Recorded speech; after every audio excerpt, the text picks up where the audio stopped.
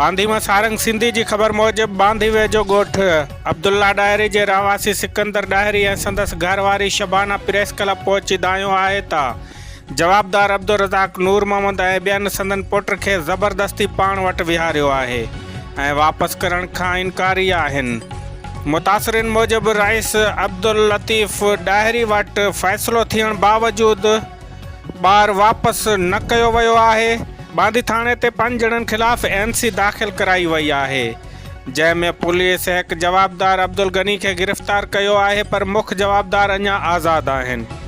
मुतासिर ख़ानदान SSP शहीद बेनज़ीराबाद खां घुर कई आहे त जवाबदारनि खे गिरफ़्तार करे संदसि ॿारड़ो वापसि ॾियारियो वञे। ॿी सूरत में कंहिं बि जानी नुक़सान जा ज़िम्मेवार जवाबदार हूंदा। नाज़रीन, बांधी वेझो ॻोठ अब्दुल्ला डायरी जे रहवासी सिकंदर डायरी ऐं संदसि घरवारी शबाना प्रेस क्लब पहुची एहतजाज कयो।